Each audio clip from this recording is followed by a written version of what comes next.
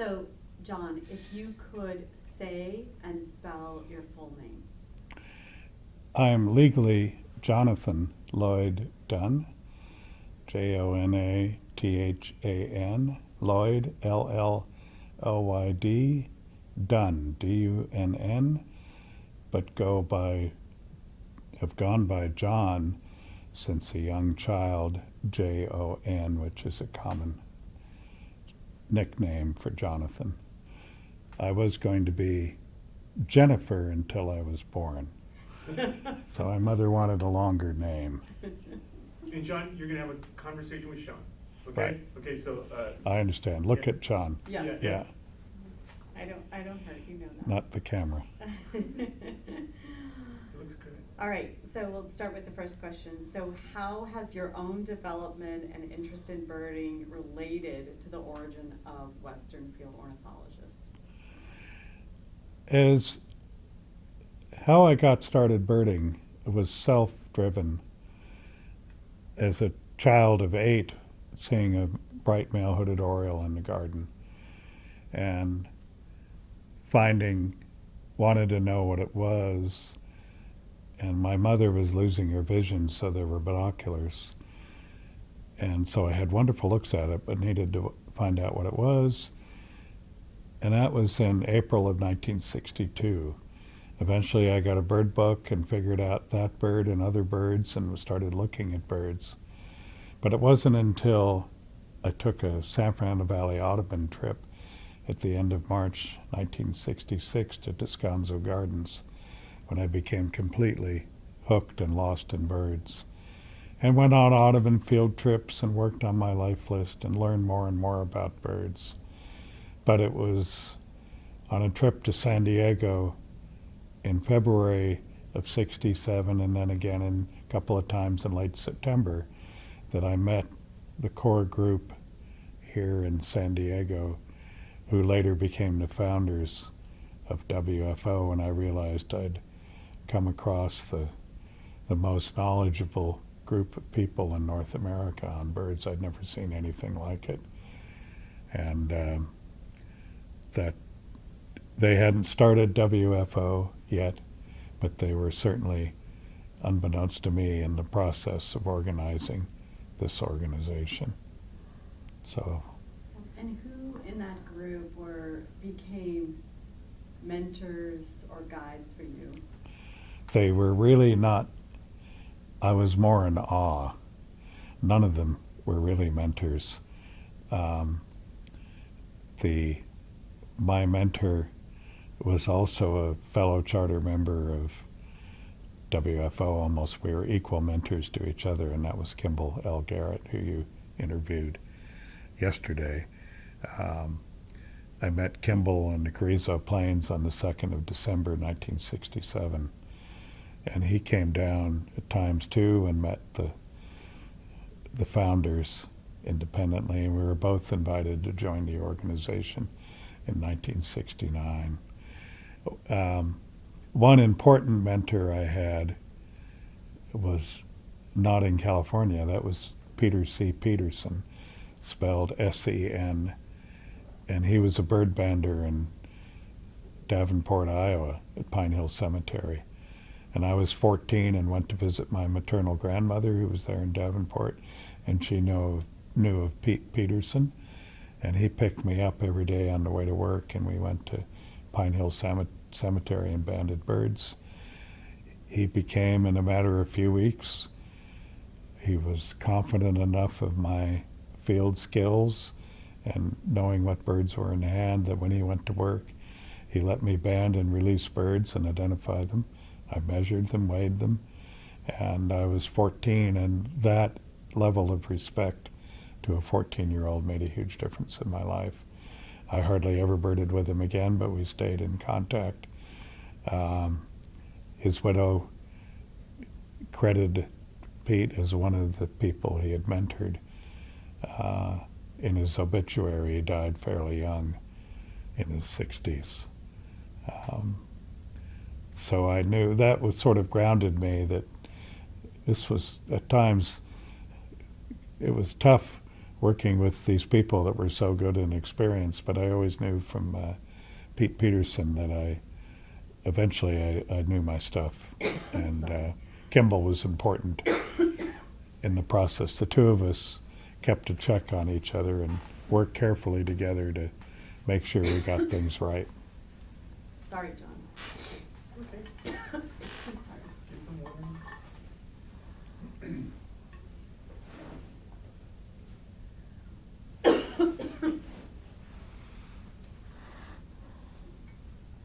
It should be you that needs water, not me. Do we need to retake any of that? If you want to, if you remember the last, like, What? three sentences Let's take with it back Kimball. if we can. Yeah. Want to ask the question again? Yes, I might. Who were my important Who are your mentors? mentors? And I think we got most of the mentorship It was down. Kendall. Kimball Garrett. is- Kimball? He's a year and a half older than I am. I met him when I was 13, 2nd of December 1967 on a Los Angeles Audubon field trip. Met him that evening, and the two of us bonded in our own way, and we sort of kept a check on each other. Peter C. Peterson, the following fall, in banding birds for 3 weeks in the Midwest, eastern Iowa, where I learned my eastern birds, had a huge influence on my life. I came to San Diego State in the fall of '73. I had known Guy McCaskey, been on trips, but the two of us did a lot of birding together, '73 to '76, and certainly Guy had a strong influence on my life. But then during that time we became more of equal abilities, and so we just birded a lot together. Many people see you as a charter member of WFO. Can you tell us a little bit from your perspective how the organization was formed? So the membership, the introductory letter to join what at the time was California Field Ornithologist, CFO, was sent in the fall of 1969. The journal started in 1970. The idea that there were 6 founders, 4 of whom are still living, but the idea for the journal, for the organization, probably started about 1965, 1966. And the idea was born from Guy McCaskey, who wanted a journal to publish the rarities reports for the yet-to-be-formed California Bird Records Committee. Needed a place to publish them.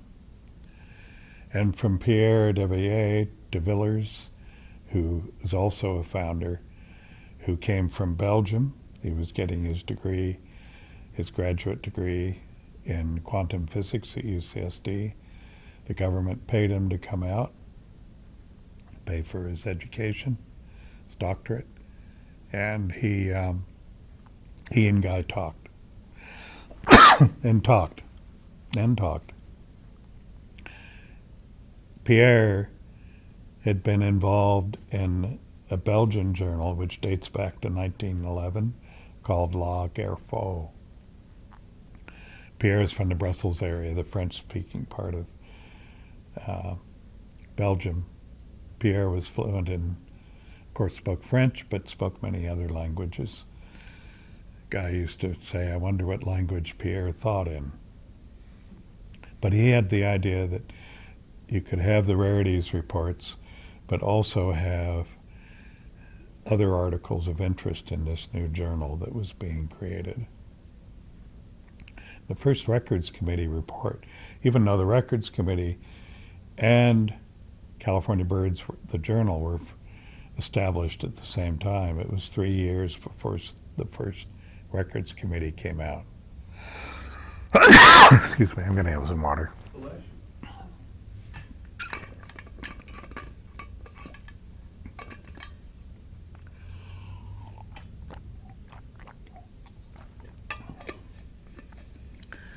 So the, sorry. So they had an idea of an organization. The founders were all here in San Diego. Alan and Jean Craig, two of the founders, had a house on Point Loma with nets. And Guy spent a lot of time at Alan and Jean's house. Alan told me that probably 4 to 5 meals a week he would have at Alan and Jean's. So they talked about the organization there. Pierre often joined them, or they went up to his apartment in La Jolla and talked about it. They felt that things were far enough along that after a Monterey pelagic trip on October 7th, 1967, they got off and 17 people met at Alan Baldridge's house. And they met, I would assume, into the evening. They would have gotten there about 3:30 and decided to move forward both the establishment of a rare bird committee and forming an organization with a journal. So that would have been October 1967. They went through various things they needed to do, and they sent the letters of invitation out 2 years later in the fall of 1969. And the first journal was sent in January of 1970, a quarterly journal. Thank you. When did you first join the board of WFO, and what roles have you had on the board? I joined, I was a charter member, Volume 1, Number 1, and went to conferences, which the first one I believe was in 1976, and it gave occasional programs that I was asked to give, but it wasn't really part of the leadership structure, which, by the way, Guy told me they didn't even have a board per se for the first several years, maybe 3 years, even though it's in the bylaws. I can't speak one way or another to that. But I was very interested. I kept up my membership all through the 70s, 80s, 90s. At some point became a life member. And I felt, I guess by 97, I was invited to join the board of the American Birding Association and felt that one shouldn't be on a board of multiple organizations. Now my time with the American Birding Association came to an end, and I was very quickly, within a few months, nominated to the WFO board, particularly because I'd moved back out from Ohio back to California. So I joined the board, I'm guessing now, it would have been during 2003. And what roles have you had on the board? My time on the board, I've been a regular board member and vice president and president, but my role on the board has been working on my number one interest and why the organization was formed, its publications. So I've been on the publications committee, reviewed many, many articles that are submitted. Everything is peer reviewed in WFO. Worked with the first president, Mike San Miguel, even, I believe, perhaps before joining the board, but on fundraising a publications fund so that Western Birds had a healthy amount, or to publish nice things in the journal, and like extra color and bells and whistles. And so we started fundraising beyond the membership dues, so we always had a comfortable fund. Have done fundraising tours for WFO, and just followed the general train of how WFO has evolved as an organization. So talk a little bit about the San Miguel scholarship funds and the publications fund. You know, you mentioned a little bit of why they were developed, but maybe talk a little bit more about how. The publications fund came first, and that came about on birding trips I did with Mike, where we talked about the need to have a fund for special publications. And I believe it was 2007, I wrote a promotional letter where we specifically discussed the importance of the fund and what it would be used for. Kimball co-signed the letter. We worked on a draft and raised thousands of dollars when we went out to ask our membership.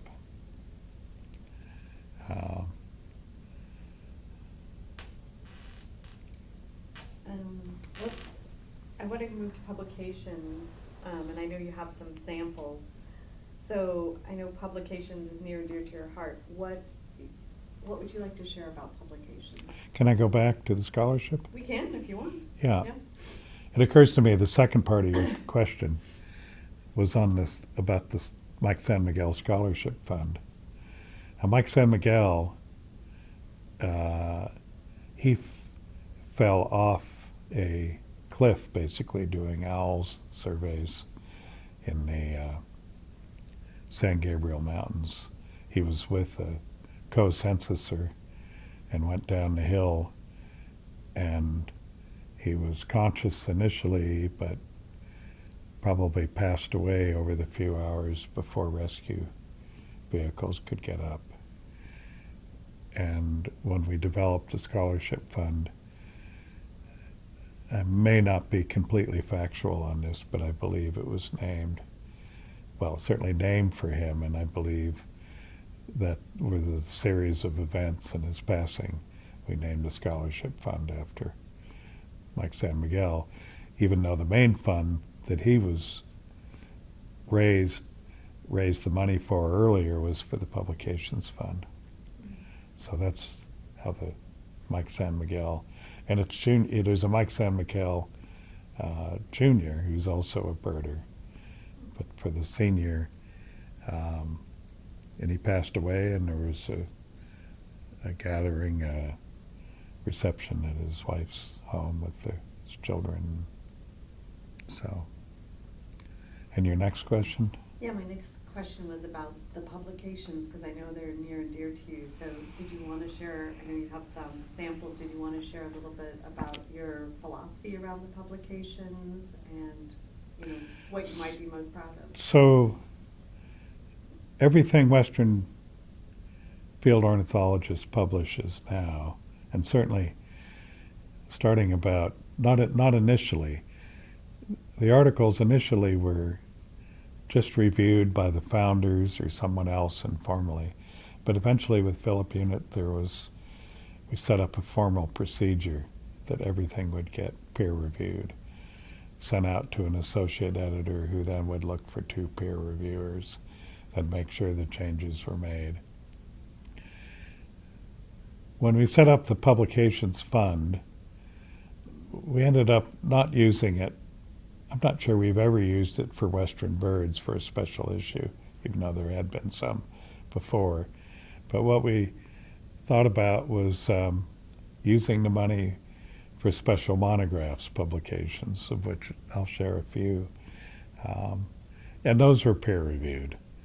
So we had the Rare Birds of California in 2007, and there are a half dozen things that we've published, a monograph all on one species, the LeConte thrasher, status and distribution books from the birds of Gamble and St. Lawrence Island to the birds of Inyo County is the most recent one, and trends and traditions about how things have changed over the last century, birds of special concern.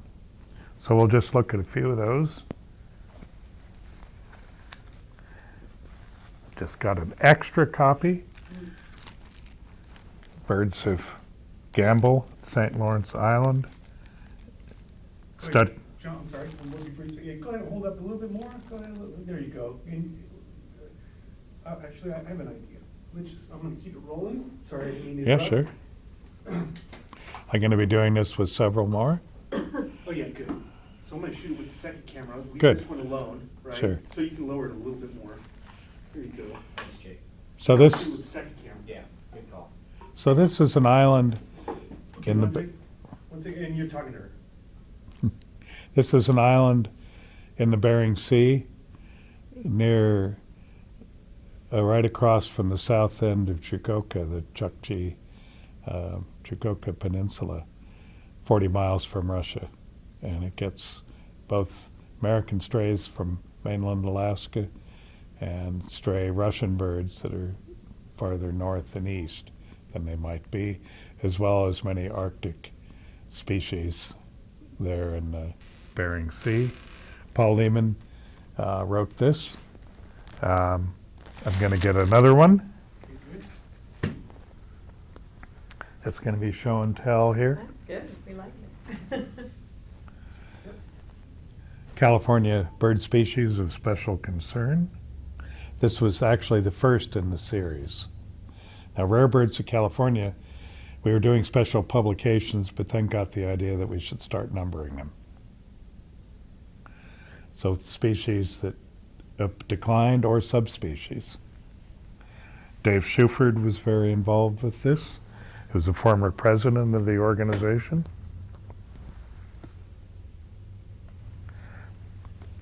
Here we have trends and traditions, have a faunal change, several editors.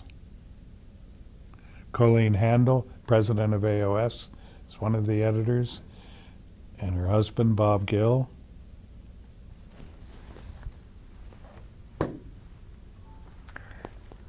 Here we have everything about the LeConte's thrasher, which Jay Shepard studied very carefully in the late 60s, and he published in California Birds an article about them, and then eventually did additional study and wrote the definitive monograph on this species, which is in the southwestern deserts and Baja California, the deserts of the southwest, southern Arizona, Sonora, Baja, and also up into the San Joaquin Valley. And declining. And then we have sort of special issues of Western birds. So here, for instance, in the late 90s, all about the California gnatcatcher, an endangered species. And we changed the binding. So you can see it's almost like a book. 1998, and it's 237 to, it's 250 pages. Just an issue of Western birds, but it's all about the California gnatcatcher. Here's a long, thick issue. It's all about Ketchikan, Alaska, Prince William Island,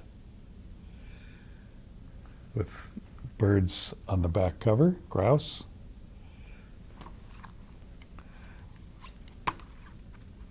Here's a recent issue of Western Birds. And this issue, it was the second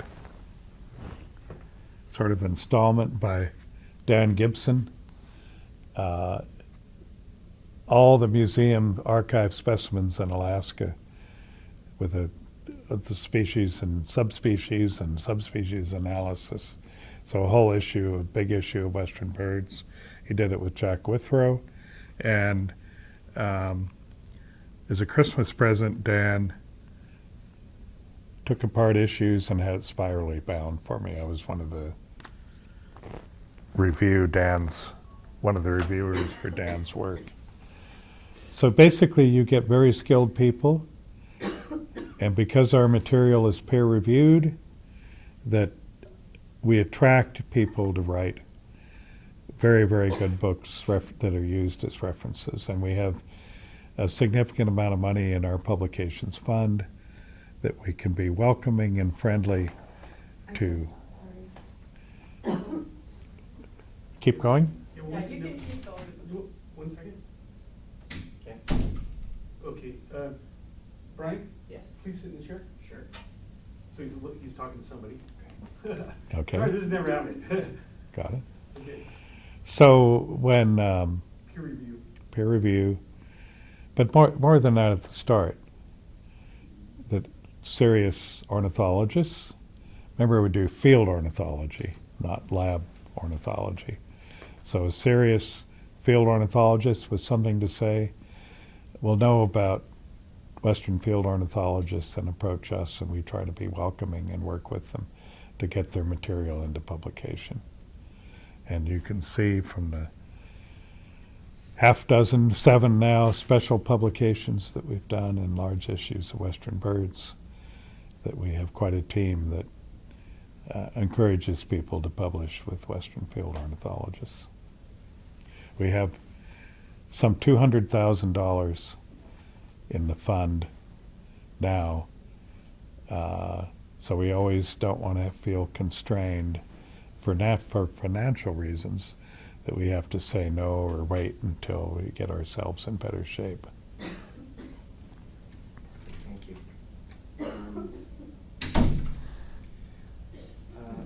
Who was involved in having the WFO archives stored at WFVZ? That's the Western Foundation,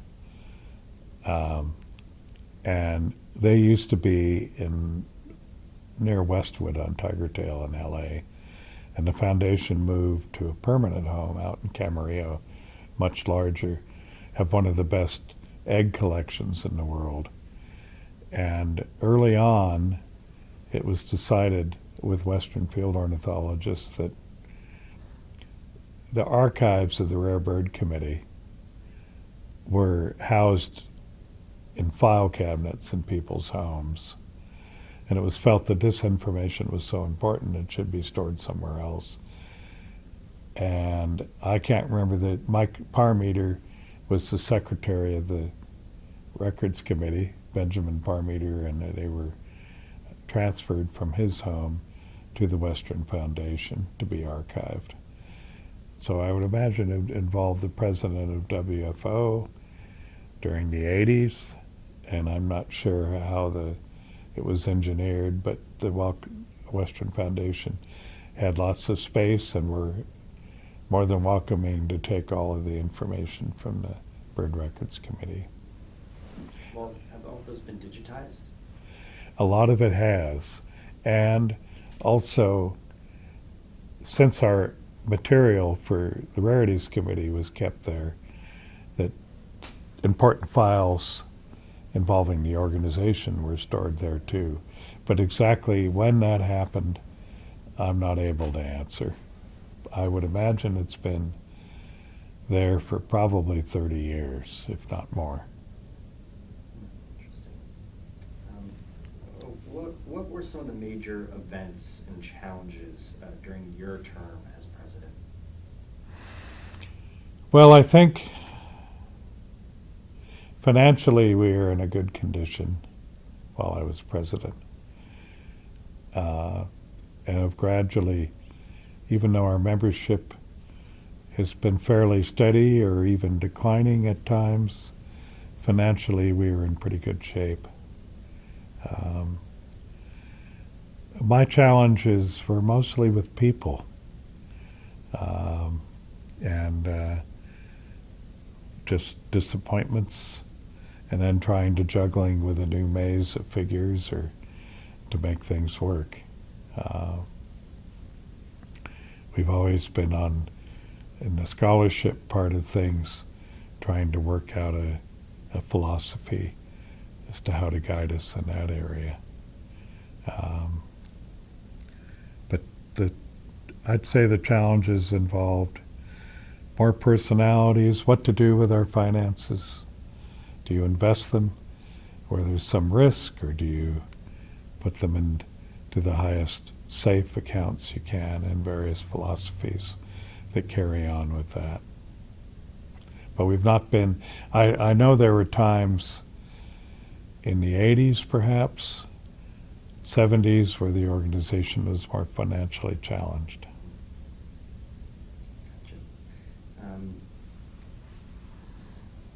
Gotcha. It seems that the founders of WFO regarded the organization and its publication, California Birds and later Western Birds, as related to the California Bird Records Committee and the publication of its annual reports. Can you comment on the relationship and how you have seen that relationship develop over the years?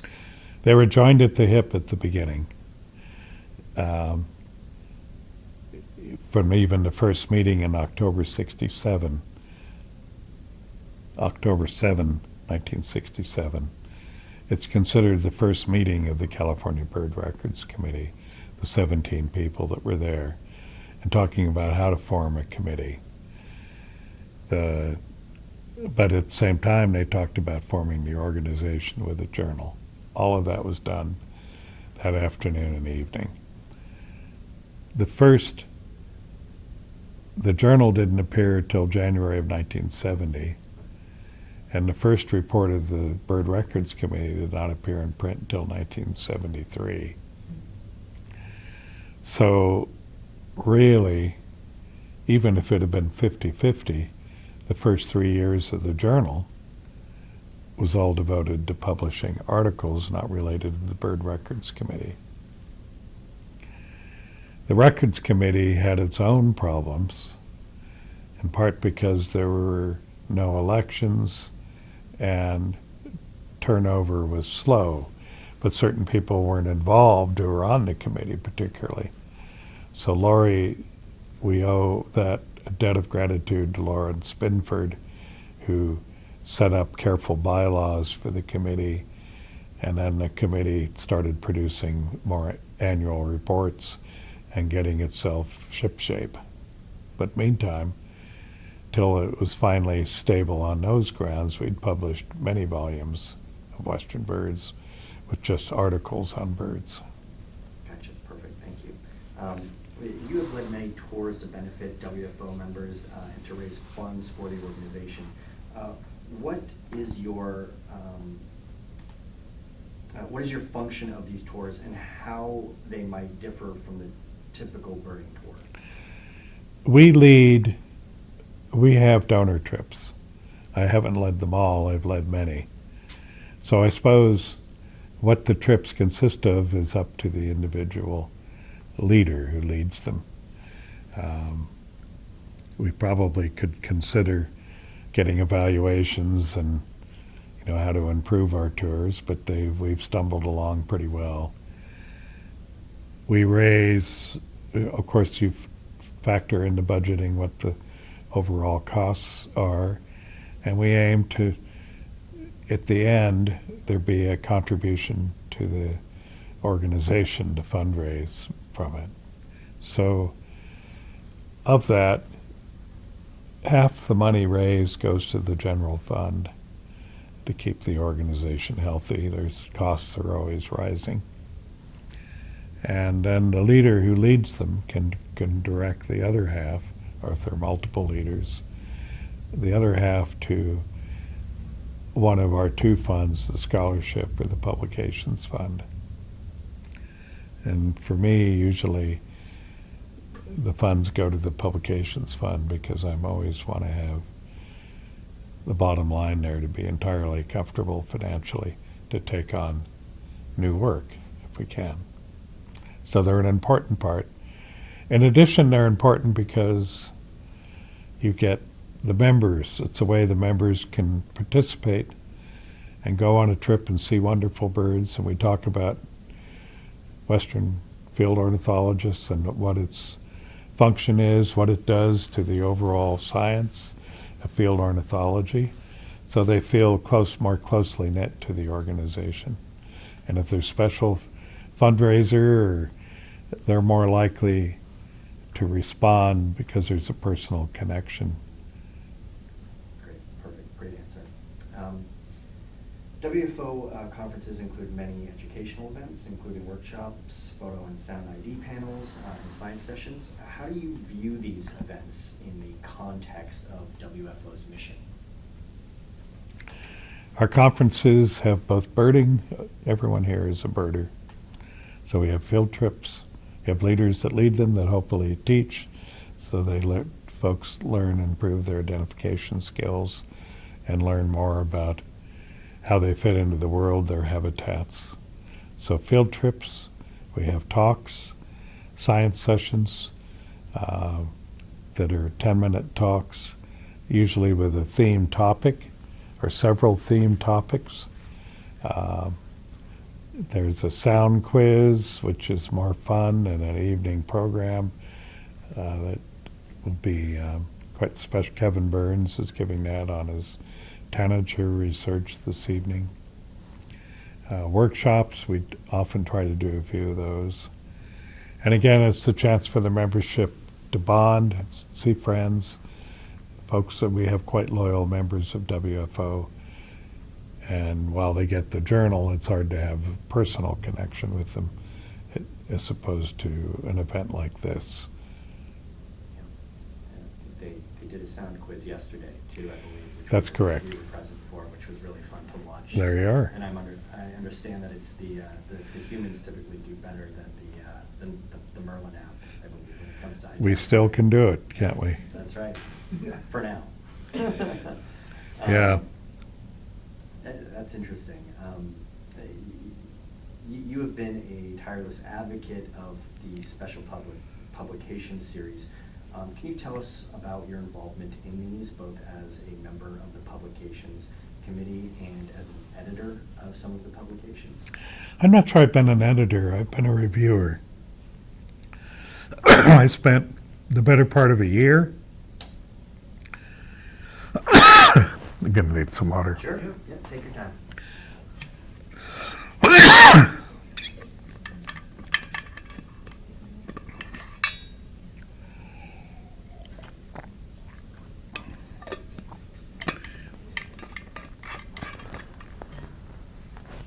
I reviewed in full Rare Birds of California, Birds of Campbell in St. Lawrence Island, Birds of Inyo County. The Inyo book, that's where I live. I live in Bishop. I know the authors extremely well. They sent me installments, 12 installments.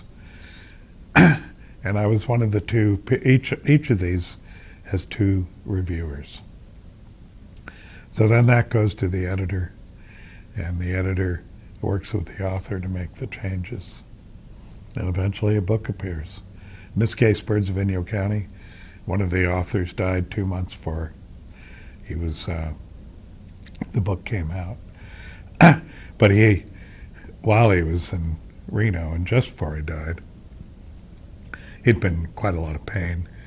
But they showed him a cover of the book, and the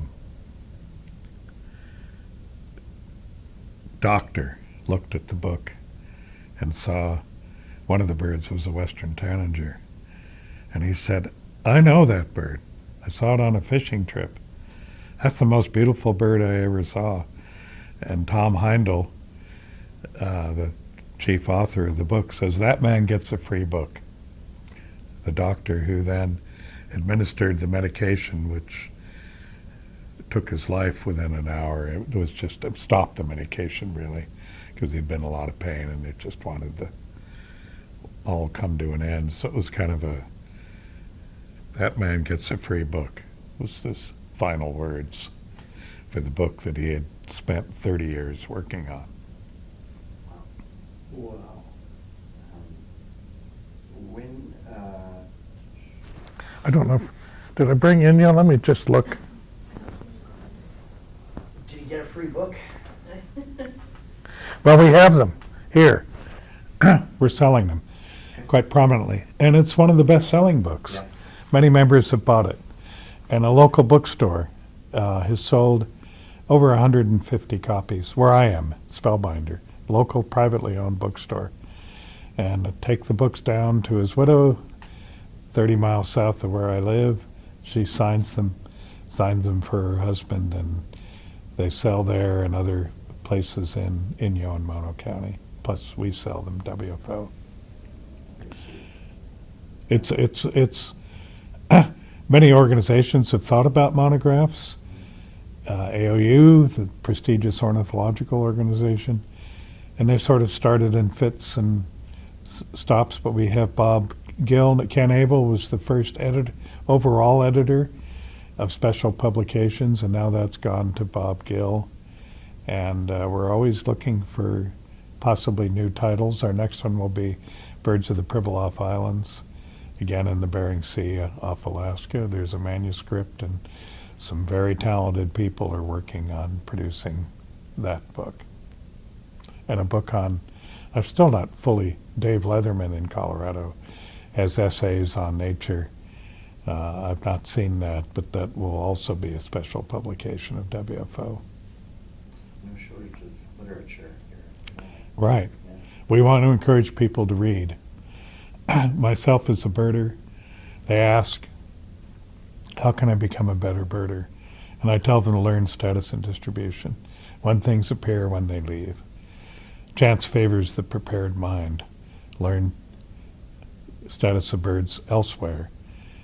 And everything goes into your own computer and prepares you to be a better birder. And publications that we produce, I think, are really as invaluable as field guides in telling you what you're going to be seeing.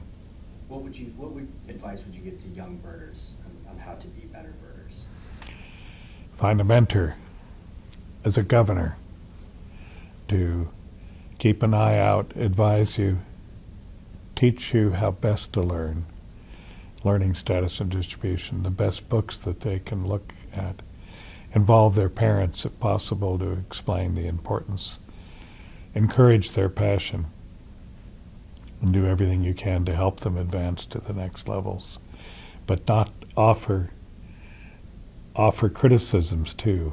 They don't do everything perfectly. Nobody does. And when they make a mistake, they need to own up to it and learn from the mistake rather than go on and cheerfully make the next mistake. Now everyone with cameras, it's easier to sort out when you make a mistake. Before, a lot of the rarities, unusual birds weren't photographed, so trust was very important. If somebody kept reporting rarities and none of them were ever refound, it would wear on the reputation that maybe the person's a little quick on the trigger. So the importance of being careful in reaching the right judgment, but keeping the love of the hobby and what hopefully birds in their life will bring immense pleasure and recreation, as well as growing appreciation for contributing to ornithology, conservation, and many other different things. And we feel WFO is an organization that encourages all of that. We're not a conservation advocate organization, although we have taken a few stands of great importance, like tricolored blackbird, which is rapidly declining. But we hope our peer-reviewed publications will be used by state agencies, perhaps the federal government, in determining, because it's peer-reviewed science, it carries weight and maybe it may help determine policy. We don't have to advocate, we advocate through truth through our publications that are carefully reviewed. Excellent. When were the publications and Michael San Miguel Scholarship funds developed and why? The Publications Fund developed in 2007 when we had talked about it with Mike, and I wrote a fundraising letter with Kimball L. Garrett, who you interviewed yesterday, asking folks to donate to this fund. And Mike San Miguel, the scholarship fund came along a few years later, and I believe we named it for him as a result of his untimely death falling off the cliff in the San Gabriel Mountains on an owl survey. He just slipped and down he went. he lasted for a bit, was talking, and it was clear that the fall had probably hit his head and created a hematoma. I'm guessing I didn't see the autopsy. This is the same scholarship that I think Yeah. the students here Yeah. have been awarded. So we bring students, aim for about 10. In addition, for older students, we give grants to help with their studies. So we try to appeal to all ages. It's hard to know, isn't it, with a kid? For me, at age 8 and especially age 11, I've just turned 70. Birds are as important in my life as they were when I was 11. So, but you really hope everyone finds a passion, whether it be music or a passion that fuels them through the course of their life, as opposed to just turning on the television and getting lost in it. Healthier. Yeah, it's been really cool to be talking to some of the kids here and the students, and to see how passionate they are about birding. And you can tell it's something that will be with them for probably most of their lives. So that's been really neat. I mentored a young woman had written something for our newsletter at age 12, and she included on her bluebird studies, included internal citations exactly in the right place in the sentence structure. Scientific writing. I was floored. I thought, at 12? And she managed to get into college at 14, and will be graduating next spring and be looking to get her PhD in ornithology, probably at Cornell University. Birdwatching may not be her direct passion, but working in a museum with specimens, she'll certainly become an ornithologist. I've heard Cornell mentioned now a couple of times. Do they have an ornithology program that's They do. renowned? Okay. It's quite famous. Yeah. Has more than a century of ornithologists working there. Interesting. It's at the bottom of it's Ithaca, New York? the Finger Lakes, western New York.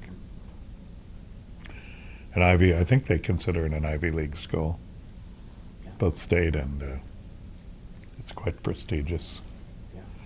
LSU has quite a renowned school of ornithology. Also Occidental in Glendale, LA. MVZ Berkeley. San Diego State. San Diego State, our speaker. I went to San Diego State. I've heard it sounds a couple of people here have been to San Diego State. We had I was a political science major at San Diego State, minor in history. Those are my hobbies. I feel very passionate about those subjects. In part, while I'm very interested in the history of WFO, that we make sure we get it right. And I drafted suggested questions for many of the founders. A guy I've known most of my life, so the others a little less well. But I want to make sure that we get as accurate as information as possible about what happened. I'd like to think that the people that founded WFO were an awesome group of people and brought together a lot of great skills. And for a time, everyone looked at San Diego as a paradise, had wonderful birds, wonderful people finding them. We're setting record Christmas count levels here in San Diego. Everybody working on the same page, and it was just the perfect spot, and I'd like to think for a few years there it was Camelot. Um, but all things change, and the organization continued. But for a time, they really came together and really nailed it and got us to a terrific start, which is maintained. And that history, that period from 1965 or 66, I'm not sure when, certainly being jump-started in 67 to 1970 in the first issue, was an amazing few years that got us in a terrific direction. Awesome.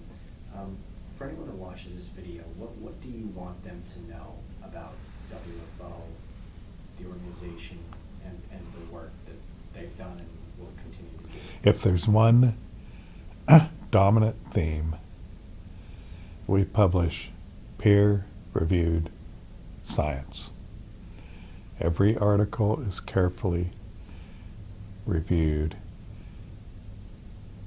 While we may have errors, nothing is ever the final chapter. There can be addendums. You keep learning, but you can trust what you read. And for other types of birding journals, you have an editor. Somebody could write something, they may not send it out to review, and it's, in my mind, has more errors, and you can't really trust what you read. Being able to read and know its truth and do everything you can to keep it accurate, to me, means something.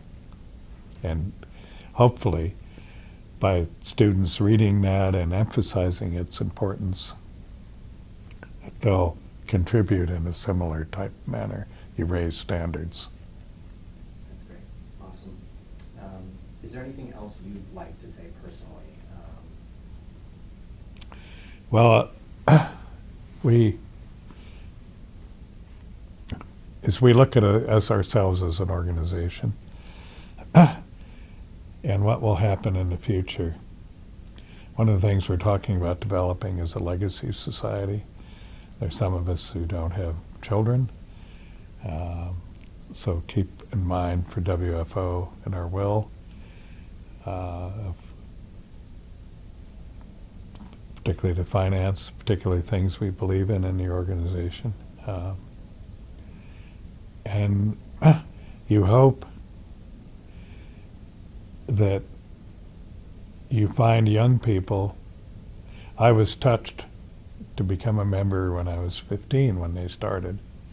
You hope that you'll have a cadre of young people that will feel the same way about WFO and continue by leading them, by being on the board and being, some of them, officers to carry on the organization in the years ahead, rather than dying through lack of interest, or hope that the finances are carefully managed so that we don't suddenly find ourselves in a perilous financial state.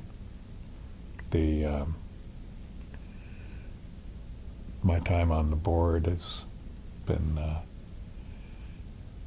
certainly it's a cause I believe in. What causes do you believe in the end, right? You can get involved in the political world, and that's fairly dispiriting fairly quickly. So find something that you want to support and campaign for, and do the best you can. Well said. Thank you. That's all I've got for questions. Sean, is there anything else you'd No, like? you did well. Thanks for covering for Of me. course. Keep in mind. Sure.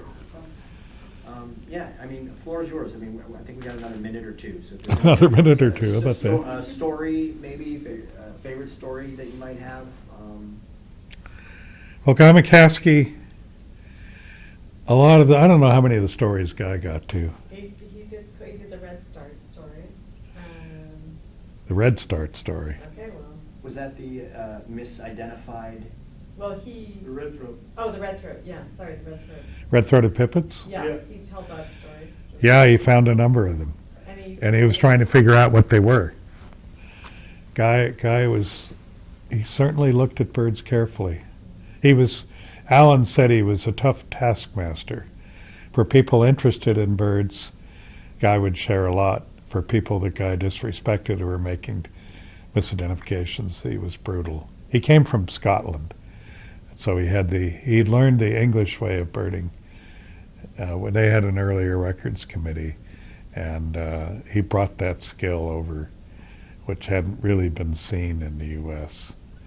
A guy arrived at Lake Tahoe in 1957. He met Rich Stallcup, who was an early friend, and they did a lot of birding together in the late 50s, early 60s. He moved to California in 1962. Yeah, there is one amazing story with Guy that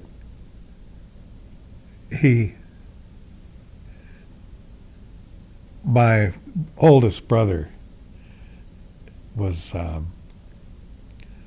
his first wife was they were married for a while, had a child, and with my middle brother we went down to have dinner at their home. She had a new boyfriend or man friend in Escondido, and talking about issues with their son, and he said, "Oh, you're a bird watcher."